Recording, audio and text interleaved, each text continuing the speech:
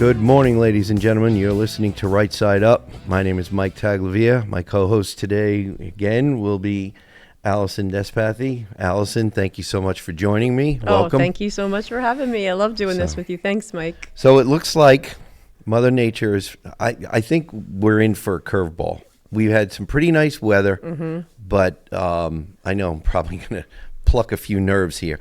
I hope we get another dump of snow. Well, I'm Winter's a skier, not so over. I'll take it. Winter's not over, and we need to be reminded of as such. So, Right. you know. But the sunshine helps. It like you just see so many more smiles around. Like when the warmth comes in, we're just happy. Yeah, the day's getting longer. We're getting spring there. is definitely on its way, Yes, which is indeed. great. But yes. I mean, getting all the thaw and everything is good. Get a little bit of thaw, get a little bit more snow, so we have a slow melt. Right. Let some of that better mud water. Season. I got a little low riding car, so I don't want a crazy mud season. Yeah, and I want to see the slow melt and the slow runoff. I don't want to see 2-inch drops of rain. No, in a half hour. That's but just not to see good. the dirt, it's amazing. We were looking outside along a rock wall. We've already got bulbs popping up. That's awesome. That's awesome. Spring is here. Yes, it's here. indeed. It's just a matter of time. Yep. So we had a lot of stuff going on in the legislature. Yes, you guys have this been week. busy. We had, I think, every night was late, right? Mm-hmm. They all start to blur. I think Wednesday went till 8 o'clock, 7:30, 8 o'clock. You pretty guys close on the floor, yeah. Pretty close. Yeah, we had, and Friday we didn't get out until 5:30, a little bit later. Okay. So crunch it was, time. Yeah. Well, honestly, if I was running the place, it would be run differently. We would have front loaded more of this and been. I know you guys are all of a sudden now slammed. This isn't, and so many people say, well, it's not a business. It needs to be run like a business.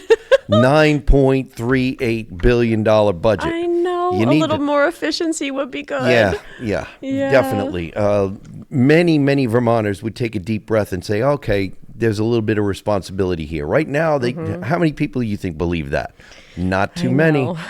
Not too many. Lots of work. So I'm going to read from one of my colleagues' blogs, his legislative report, because it's really good. This is from Representative Rob North again. Yeah, one of the best. Yeah, we had H 949, which is the yield bill, and in the yield bill, it was almost party line. We brought a number of Democrats or moderates, whatever you want to call them, a few independents with us. Yep. But the majority wanted only half of the governor's buy down of $105 million for this year and put the rest in a rainy day fund. And the argument against was, if the money's there, somebody's going to start salivating over it and want to take it for some purpose. And if schools know that there's that cushion next year, there's going to be some big spenders who say, well, we have the money, so let's go for it. It's never going to get us in line. Right. And taxpayers need relief, immediate relief. Right. Yeah. The governor was looking for 3.8 or something. He was doing the $105 million buy down, and that would give us a 3.8% increase. Well, right. Down from 12. Well, we wound up with a 7% average because we know now, right, if the governor doesn't veto this, or, well, that will be the end. If the Senate doesn't fix this and put it back to what the the governor's ask was, right, then we wind up with this prospective veto session. And yes. I hope it doesn't go there. Okay. I know. I mean, fortunately, we do have Senator Scott Beck, Minority Senate Leader on Senate Finance, which will get this. Yes. And hopefully he can work some magic in there to help us get a little more relief. I certainly hope so. That would be awesome. I hope because the numbers are so much closer in the Senate, and with the lieutenant governor being the deciding vote, yes, I think we're going to wind up with a conference committee. Yes. Meaning the Senate's going to say, no, you guys messed up. You weren't thinking. You must have bumped your head. Do better. So do better, right? So we'll have a conference committee, and they'll duke it out in a conference committee, and we'll find out what comes out of it. And at least wrap in that foundation formula. If you can't wrap in the foundation formula, you got to do the tax freeze. Well, yeah, right? Here we go.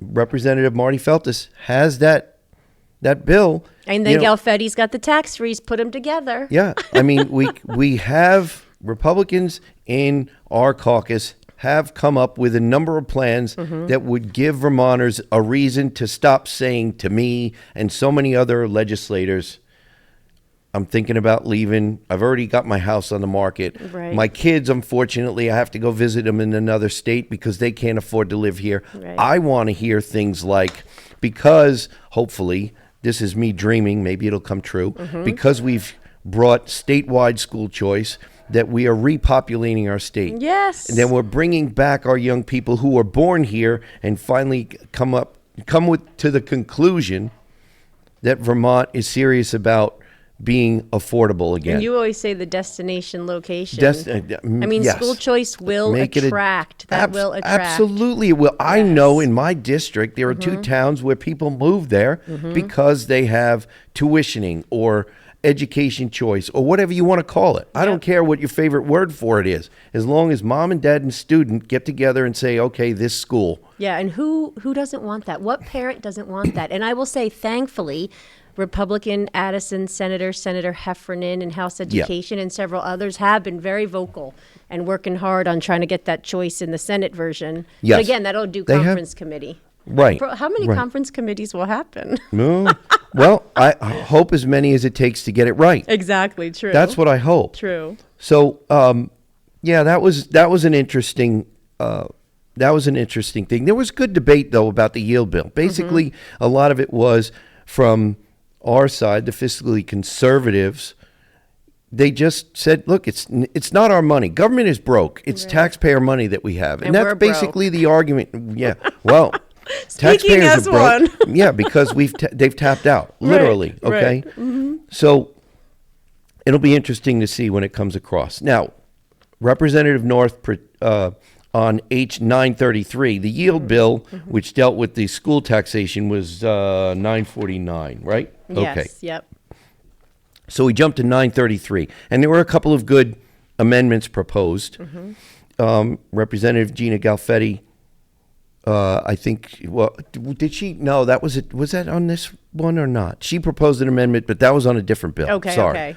I know there's been so much going on in Rob North proposed an amendment to H933, which would have raised the level that of dollars, amount of income from Social Security that you could be taxed on. Yes. Basically, it was almost repealing the state's tax on Social Security. So we would have been, right now we're one of 8 that still taxes Social Security. This would have removed us from that list. That would have been a huge plus. Wouldn't it have saved about $32 million? It would have saved taxpayers $32 million. Exactly. The state, the taxers, we in Montpelier are addicted to your money, and the vote was no. Right. We won't do that. Unfortunately, sorry folks, we tried. And thanks, we Rep. seriously North, for trying. tried. Right. So anyway, Right. we did that. Now, I had an amendment to 933, and you're going to need to give me a minute here because I've got to pull it up. Yep. But it was an amendment to H933 with respect to the scholarship, the $1,700 tax credit federally that's offered for donations to scholarship granting organizations. To help the kids in Vermont. To help the kids. This is why I wanted the amendment. Yep. Okay? Now, the amendment, bear with me a minute here. I knew that was going to happen. So, my amendment would have been to allow anyone who's donating to a scholarship granting organization. Right now, anyone in Vermont can donate, but for a student to take advantage of that donation, you're going to need to donate outside of the state. So no student in Vermont will be able to take advantage of that. So we're donating, if anyone is doing this and taking advantage of the tax credit, we are giving it to children in other states Yes. to have the benefit, but not ours. I mean, there's insanity That around doesn't- that. right. And I So- think we need to explain also, which you're probably about to, that what came out of Ways and Means was Peter An Conlon. automatic opt-out. Chair Peter Conlon and Chair Kornheiser of Education Yep. and Ways and Means, respectively, had a bill that was introduced that would have completely eliminated this option for Right. Vermont students. I mean, who would do that? Right. Right. So what I proposed actually 2 amendments. The second one is the one that actually passed. And what it does is it changes the statute, makes an amendment to H 933 that allows in the law 26 USC subsection 25F, it allows the legislature to through a law to elect to assign scholarship granting organizations. Pick the organizations that can actually take the donations and give to So essentially, right now, the governor has the authority, and there's many who are thinking that There were the many- governor who will run with this and make it happen. No, the legislature, the Ways and Means Committee said, no, we're the taxing authority. The legislature is, so it needs to be the legislature or we don't want it. So I did this amendment so the legislature has the authority, and that is what actually got this passed on a voice vote, because Right. then it aligns with all the other tax policy. And some people were struggling around this, but I would say that instead of eliminating the option overall, you made a possible path. Yes, And this now gives we us need the option to opt in. Exactly. If this had passed without amendment, Right. we would have automatically opted out. It was not an option for Vermont students to be the recipients right. of these scholarships. Right. Now with this amendment, as soon as the IRS rulemaking is done, then we as a legislature can say, okay, we like this. We're not going to make any tweaks. And then we're going to go with it. So And then the it's- people can also put the pressure Yes. on their Yeah. representatives Absolutely. to make sure that you better do this for Vermont children. Right. Because And there's- otherwise, we're still going to take advantage of the tax credit, but our children are going to get the hit on this. Right. Right. So in 26 USC subsection 25F, subsection G says we can do this, the legislature can do this as soon as practicable. That's always a tongue twister. As soon as the IRS comes out with their rulemaking, the legislature can look at it. If there need to be adjustments, Right. then those can be made, maybe make them more finite, and then hopefully very soon, maybe a year or less, this can be an option for Vermont students. And it can So I help was across very- the board. I mean, homeschoolers, again, I'm always biased because I homeschooled Yeah, my kids right. through But 8th grade. Here again, it doesn't matter. It matters that the student has the opportunity for the education at the school of their choice. Right. Why not make them as happy as you can Right. while they're in school? Whether it's, like you said, homeschooling, whether Independence, it's independent, publics. public, you Right, name it. right. CTE, Right. doesn't matter. We do need welders and electricians and plumbers and Right. carpenters, right? And massive So- flexibility unless the legislature changes it around what it can be used for. Right. And I'll say, obviously, what we know is right now this just made it through the House, so it goes to Senate. And There's again, gonna be changes this will possibly. go to Senate Finance. Yeah. And also just to mention that in Senate Finance, Seth Bongartz, chair of Senate Education Committee, he proposed another alternative to this where the funding for students in Vermont, if we take advantage of this tax credit, would only be able to go to public schools or independent schools receiving town tuitioning. So again, it eliminates a lot of other schools or homeschoolers. So it's going to be interesting to see what they decide to do in Senate Finance with how it moved through. It will be very interesting to see. And quickly, before we run out of time again, but I was correct. Representative Gina Galfetti from Barry did offer an amendment that would basically include her tax freeze bill. Yes. And unfortunately, that would have frozen taxes on education taxes for, I think, 2 years. 2 years, yep. Would have saved a bunch of money. That, Yep. unfortunately, the majority said, no, we don't like that. Right, I We know. want more of your money. So, I know. all right, we're going to need to come back in a couple minutes, pay some bills. You're listening to Right Side Up.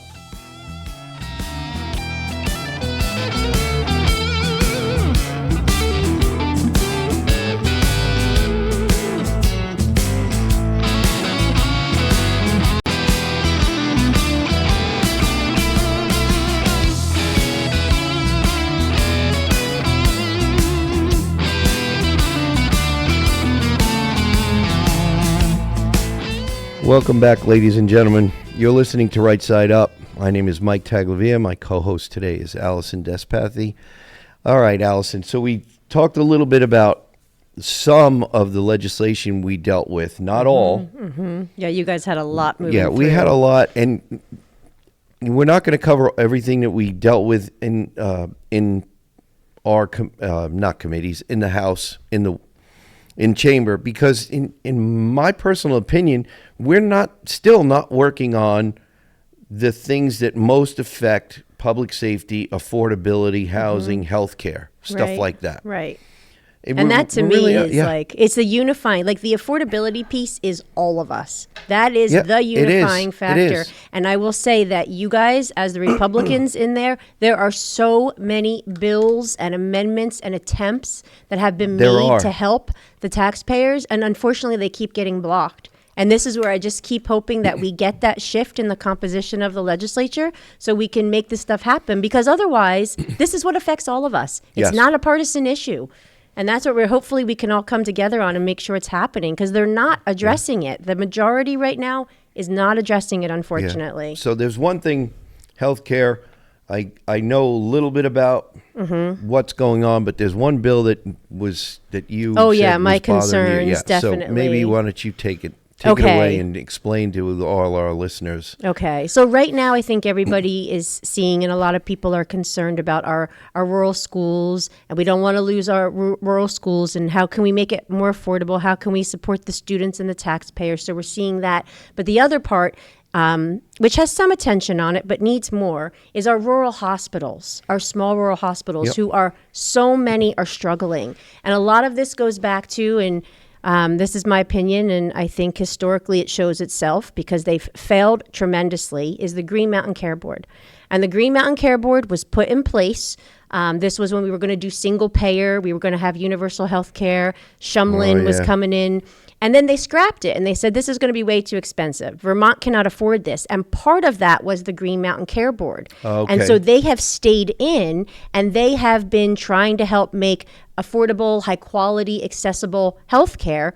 And look where we're at. I mean, 12 years, what is it, 12, 15 years later? So I didn't realize the Green Mountain Care Board came out of that. And so they that's have one of held the on. mechanisms that have helped to, because I've talked about this a little bit. If we open up the market, Yes. the ACA federally is a problem. And you also mean on the because it doesn't- insurance market, On the right. insurance market, Right. you open up the market, then we're able to buy health care out a policy We need outside them of state competing, lines. Right, competing exactly. for our dollars. Yes. But you're saying with this reference-based pricing, the way the system was set up, there's still some of these mechanisms, so it's not a true open market, a true It's not. free market. Okay. And the Green Mountain Care Board, even though the legislature is supposed to be creating the policy, right? More and more, it's the Green Mountain Care Board that is given more authority and enforcement powers to regulate hospitals, and our hospitals are struggling. So you think about this. So MVRH, our local hospital in the Northeast Kingdom, the majority of the payments that they receive for service is Medicare, Medicaid, which means, say you have someone who's getting imaging, and the imaging may be $1,000 for the hospital's cost. If Medicare, Medicaid only pays $300, $400, the only way the hospital has to cover that loss and difference is to charge insurance, Blue Cross Blue Shield, MVP, more to balance that out. Right? And so Yep. this is where the hospitals are struggling, because the Green Mountain Care Board has such control over their economic financial situation. And what is happening right now, and I'm deeply concerned about this, and I really feel the Green Mountain Care Board has to go, because they keep making it worse, is we've got S-190, and I think that's hitting the floor tomorrow in the Senate. Okay. And ideally, reference-based pricing would be good because it would put a max on spending. Yes. But when you've got this sort of fake market system where the hospitals can't budget and do what they need to properly, then this is going to make it so much more difficult for our hospitals to cover their bases. It's going to put them in the red, and I think a lot of our rural hospitals are going to be struggling to stay in business, and they're already struggling. Okay. So again, it's just keeping an eye on this, and we all want our rural hospitals. We need them. I mean, Sure. come on, that's like a life or death situation, Yeah. truly. And so this is where I feel like it's deceptive that it's being called reference-based pricing, because it's not real reference-based pricing. And I just hope that the majority party is not going to sell it as, look what we did. You know, we're dropping insurance costs and we're going to, help our hospitals, where it's the exact opposite of what's going to happen with helping the hospitals. Okay. Well, I'm glad I you think were just able to shining a explain light on too. that, because Yeah. we know healthcare costs are a big thing for all of us, and we want the prices to go down, but we also need to make sure hospitals can get their bases covered. And Right. that's where we have to go back to what you just said, Mike, is open up the market. Yeah. We need them to come in and give us options for insurance coverage. Yeah, we definitely need more options for insurance coverage. Yes. I think that would go a very long way. I mean, we can Yes. buy all kinds of other insurance outside of state lines. Health insurance should be no different. Exactly. No different whatsoever. Exactly. Especially since we have an aging demographic. And It's not a very large demographic.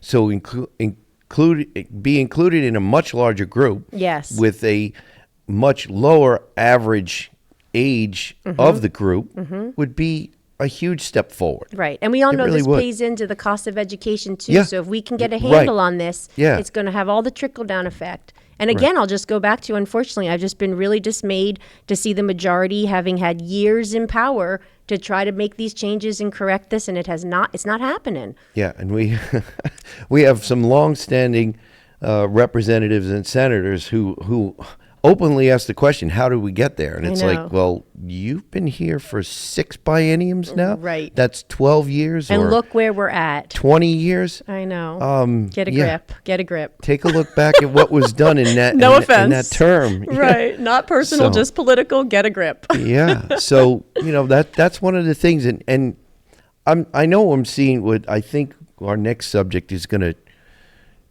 highlight an awakening of the voters, the hardworking, landowning Vermonters. To engage. Yes. It's happening. Yes. And it we're is. talking about S325, which is related to Act 181, which is Act 250 issues. Okay. So Act 181 is a distortion of Act 250. And I think the It's- governor said it appropriately when he said, this Yeah. isn't a housing bill, this is a conservation bill.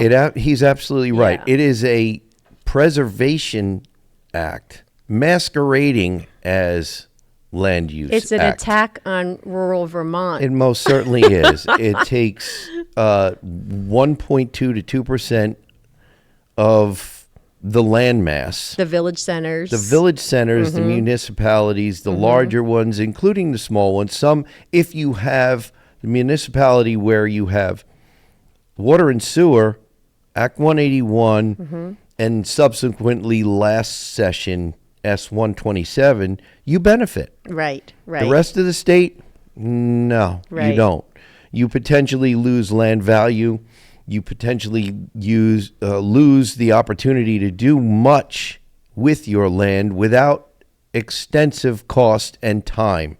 Right. It essentially, if Act 250 was designed, and in my opinion, in its original form, was designed for responsible commercial development Yeah. in our state that does not hurt our communities or abuse or pollute. And granted, there's some cleanup that could happen there, so we don't have duplicative permitting, and we have to deal with A&R permits. Yes. But Act 181 takes it away from this responsible commercial development and directs it at residents, Vermonters, just trying to live and work on their land. And Yeah. that is a horrible manipulation of Act 250 and why we have to deal with this and why the uproar, right? Well, there's a number of things that are bad about this. And Act 59 and 181 dovetail very nicely. Act Yes. 59 is about preserving land in Vermont. We have 27% of the land in Vermont is currently preserved in perpetuity. That's a very key word. Yes. Now, that does not take into consideration the land. As far as I know, it doesn't take into consideration the land that is not covered by wetlands rules and statutes, and things like that. Doesn't cover any of that. And the current use, right? And it doesn't cover 2.5 million acres of current use land, UVA, use value appraisal land, that's Right. currently enrolled in, and they're 10-year contracts for both forestry and ag, but they have, you need to do, like for our land, it's in a forestry plan. Yep. And we take out firewood, we take out timber. I'm trying to do some forestry practices for wildlife. So we're going to do a few patch cuts, which are prescribed Right. in the contract. But the point of it is, if we were to take that 2.5 million acres and include it in the Act 59, which has Which references, most people know is like 30 by 30, 50 30 by 30, 50. 50 by 50. But Yep. even when we've done our overview and our walkthroughs and our refresher on Act 59, there's references to the United Nations in I this know. stuff. It's a lot of top-down Okay. central planning. Right. So Yeah. that coupled with the Vermont Conservation Design Map, what is not talked about, and I talked about this early this morning in on another radio With show. Bill Sayer, right? Yes. Right. The humanity. What about the humanity? What is talked about in these rural districts like mine and many others? I mean, Representative Greg Burt from Cabot, his district would be decimated. Oh, Cabot What would would it be, do to right. their grand list? Right. So what about, we keep asking, what about, or a number of us, what about the humanity? Where are we supposed to go in Where- this? Where's our Right. priority? So if you're looking to remove us from the landscape like we're a weed, Right. which we're not, Right. then this works great. But take into consideration, thankfully, we have a number of farmers who are sitting in the legislature right now. Yes. Thankfully. Yes, Because it now helps. we have voices heard right away. They're at the table. Right.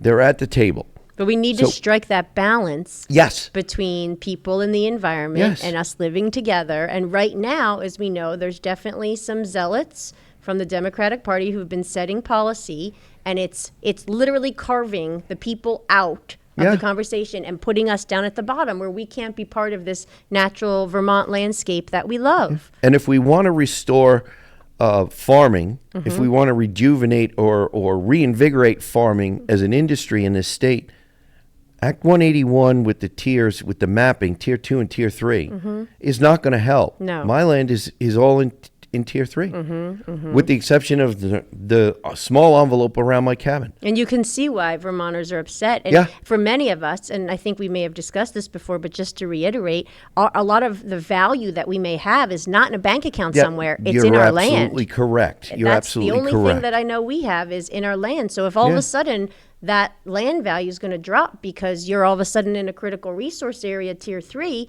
and that's going to trigger Act 250, what does that mean for your investment, your life investment? But the critical resource areas also have prime ag soils. Mm-hmm. They also have good quality timber and forested areas. And that's back to the working lands. And it goes right. back to working lands. But it also goes to, what if we have somebody who's either from a farming family or for some reason visited Vermont, who knows, at one point in their life, and they want to come back up.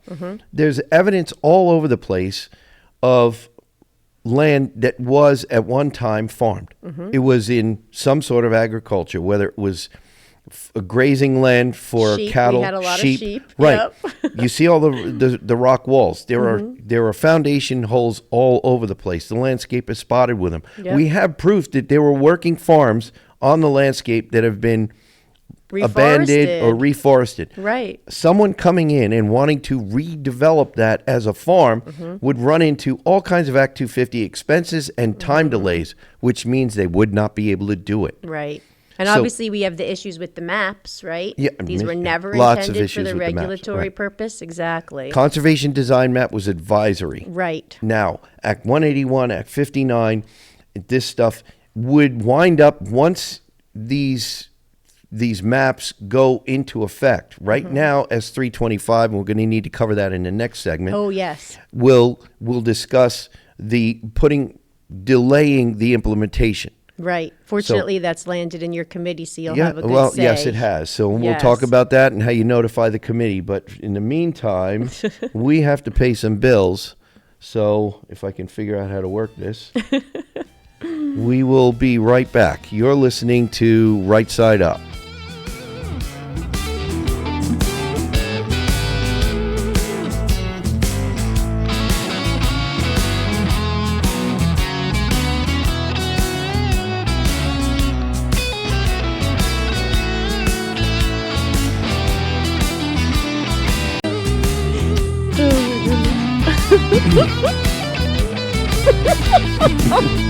All right, I'm good, I promise.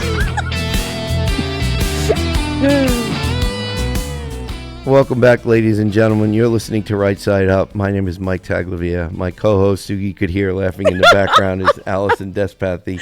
We're going to get back into our discussion, but before we do, I have to remind everybody, if for some reason you want to drop us a line, rightsideUpradio@gmail.com.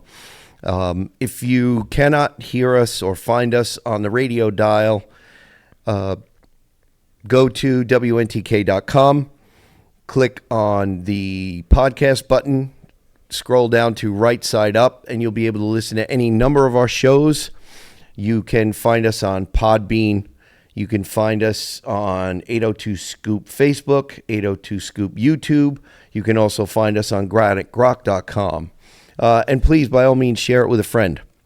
Just this past weekend, I actually met a listener at a forum I attended. So that was really cool. Nice. So, okay, now getting back into what's going on in the legislature and what we may or may not be doing to you instead of what we're doing for you. Okay. Big difference. Yeah.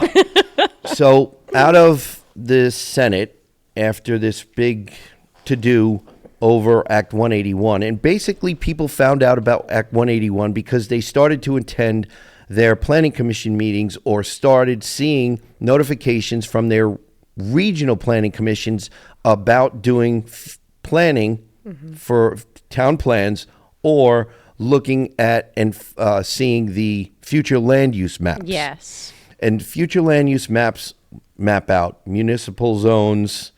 What else do they There were map 10 out? sort of districts in there, but there was a lot of districts. controversy over Yes, it. Yeah. rural conservation, which really lit people up. Yep. Village Village rural ag and centers. forestry, village centers, hamlets, Commercial. Right. commercial zones, exactly. Right.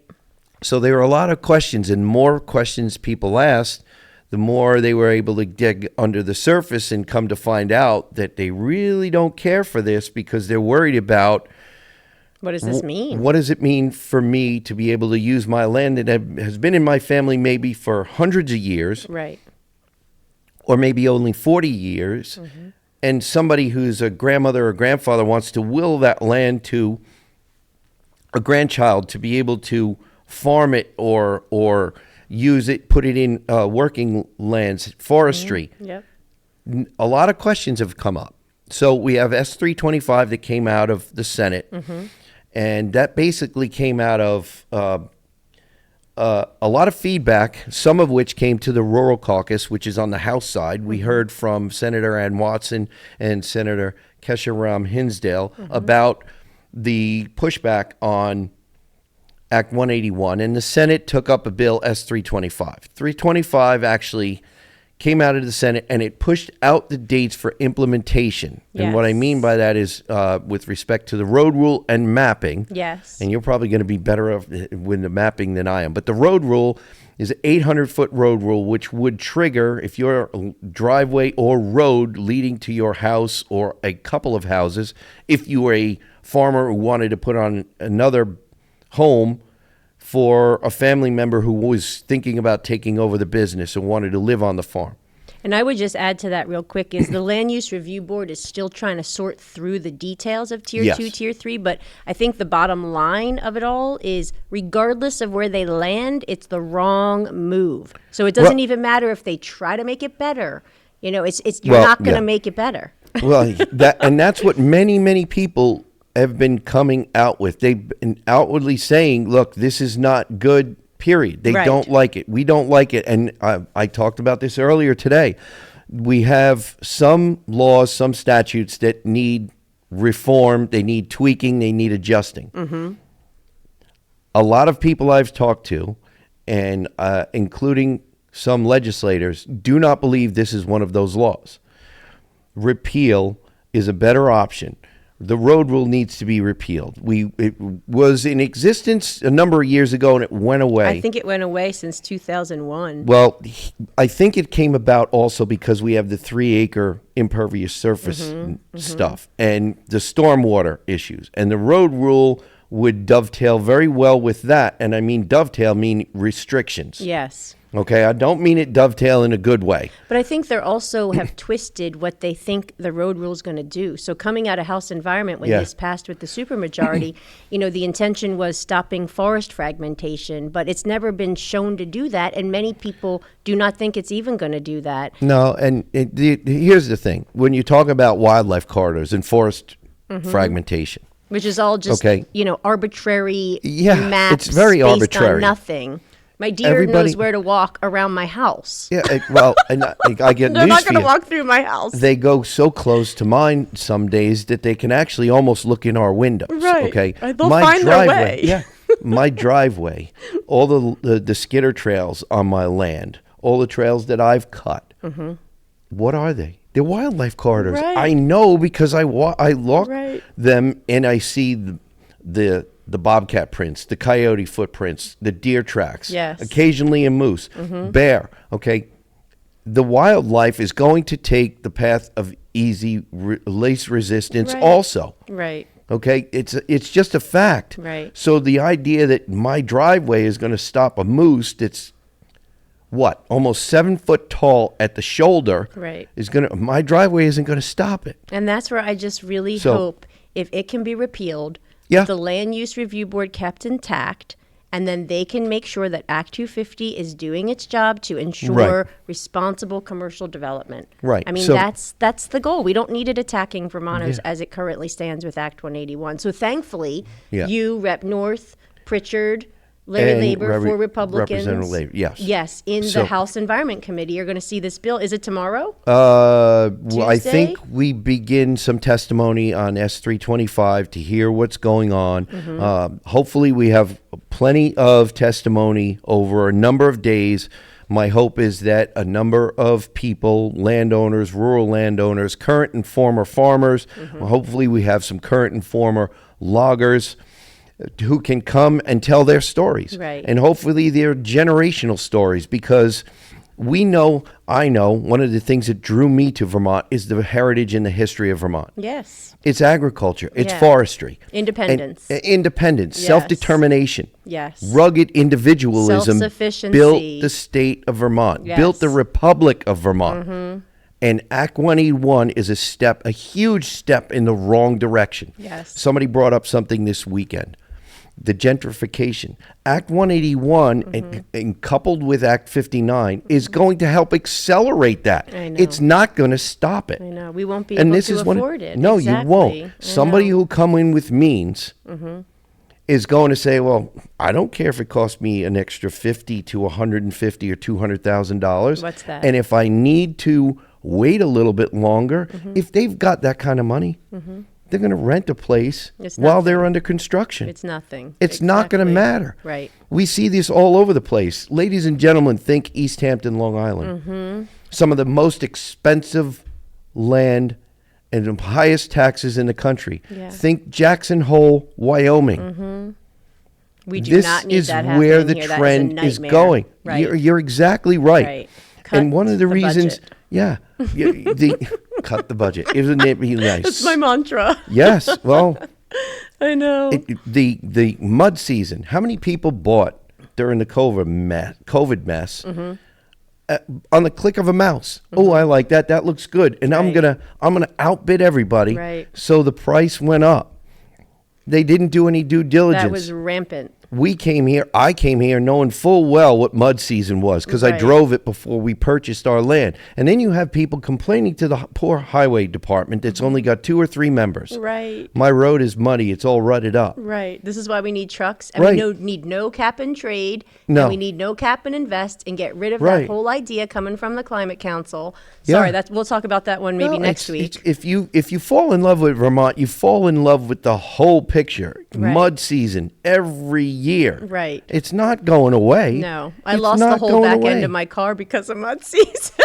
What did you do? Lose the bumper skirt? It was like a big iced rut, when you go launching, and then the whole back end of my car came up. But that's okay. Now I look like I have a Mad Max car. So these are the things that we talked about this a lot. A lot of the bills that because I'm a freshman, you get a different perspective. And last session, I kept thinking with some of the bills that we were talking about, what about the unintended consequences? Can't we slow this down? What about this? Right. What about this? When we go at breakneck speed, like during the supermajority of 2023 and 2024, So especially, dangerous. Oh, look at what came out, and now a biennium later, a year and a half after that biennium was over, we're coming to find out because of rulemaking, right? We have the statute, now we have rulemaking, and now we have implementation, and we have these inventories and all these reports back. right. And this is when the delayed effect that the landowners, the rural Vermonters, the low to middle income people who are the backbone of the state Right. This is when we come find out. to find out Right. now the land, which is what we have as our asset, I it know. is the asset. It is. Now that's under threat. And I saw the same thing with the clean heat standard. We were all seeing Yeah. that. It took a while, but then finally people were like, what are you talking about? And we had enough another people woke bill up. Exactly. This past, to go back to our last segment, Yep. we had, what is it, building residential And and building commercial codes. building energy code standards, and the bill passed. Now, it won't be enacted right away. And the money But got stripped from it, The right? money got stripped from it, Thankfully. but we already know that affordability, housing, the materials, Mm-hmm. the energy standard that we have in this state are too onerous. Right. They make it cost too much. And Why? this was Scott Campbell, right? Representative Scott Campbell, yeah, okay. Vice Chair of House Energy. Yeah. And he just announced this morning at our legislative breakfast in St. Johnsbury that he is not running again. Really? Because of a Wow. grandchild. And personally, he's a very kind man, but he has been driving for all of this climate policy that costs us more and does not help Yeah. the climate. The building energy codes is his baby, which would add what, 10 to 20,000 more for a house? Well, it could. I've heard estimates higher than that, but that's a good average. Yeah, I but mean, that's another that's barrier for people. Well, yeah, and here's the thing. Why, you need a watch. Mm-hmm. You go to buy a watch. What our energy standards are saying is you have to buy the Rolex. You can't buy the Timex. Right. That and doesn't the make Rolex any may sense. not work for you in your world, but we don't really care. This is your option. Well, unless I can run out with a Rolex and nobody's going to chase me, Right. I'm not going to have it. I've never had a It's new either- car. Well, here's the thing. Either you can afford to do it, build a home to the highest standard possible, Mm-hmm. or you don't build the home. Right. So, we have all these, this is a jigsaw puzzle that we can't fix unless we attack a lot of the problems all at once. Right. But also we So- need to honestly get more Republicans in there right now because we have Yeah, to we get have to rid of increase the our numbers. super majority damage that was Yeah. done over the governor's vetoes. Yeah. And the only way that we're going to repeal that stuff and help Vermonters is to get more Republicans in there. And Yeah, I if we cannot want balance. emphasize and hope for that enough at this time. It's the Yeah. only way to regain it. We have roughly, I don't know, what is it, 55 members. You throw in a couple of independents, Mm-hmm. maybe we get 57. There are some moderate Democrats who will vote with us in some respects. Sometimes. So if with closer to 75, or if we break that 75 mark, Even three the senators, debate changes. right? Yes. Even three senators. but right. to change the debate, because then it's a Republican bill, that comes off the wall and gets debated and goes out to the House floor Right. to be debated and voted across to the Senate. And you guys A have the tax bills bill. to fix things right now. A repeal bill, Right. right? One of And the things then that I can you forgot. imagine, Mike? I was just going to say real quick. Can you imagine if all the legislature did one year was the transportation and the budget? Can you imagine just having a super mellow? We're not going to try to create all this agenda policy stuff. We're just going to do the bare minimum. Guess I would what? love that. Imagine all the smiles you would see I whenever you know. went to the grocery store, the convenience store to go fill up your gas tank. Imagine how much less anxiety there would Right. be. We wouldn't be This is- terrorized all the time. Feel terror. Yeah, Exactly. So anyway, guess what, Alison? it again, We huh? managed to do it again. We burned through 3 segments. So, ladies Well, and thanks, gentlemen, Mike. I hope that you enjoyed the show.